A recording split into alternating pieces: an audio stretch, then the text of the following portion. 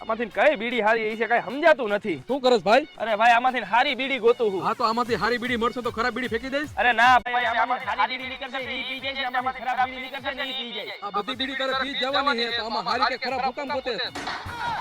તને આ બીડીની ખબર છે કેમ બને ઈ? ના ભાઈ આ બીડી હાથથી બને. સૂકા ગયેલું એક પાંદડું હોય અને એક ચપટી તમાકુ હોય અને જરાક એવો દોરો હોય. હા તો એવી રીતના બીડી બને એમ ને. હા અત્યારે 50% માણસોની આનાથી હવા પડે છે. સમજેશ ને તું? હા સમજી ગયો ભાઈ. હજી બીડીનો ઇતિહાસ કે મને. જે લોકો બીડી પીતા હોય ને એના ઘરે રાત્રે ચોર ન આવે કેમ કે એ લોકો આખી રાત બીડી પીને ઠોઠો કરતા હોય. હા ઈ વાત સાચી હો. અને હાબળભાઈ બીડી પીતા હોય ને એ લોકો ધીમે ધીમે મરે કેમ કે બીડી હે શોખની સીડી. તો સિગરેટ સિગરેટ શોખની લીપ પીધા પછી સીધા ઉપર.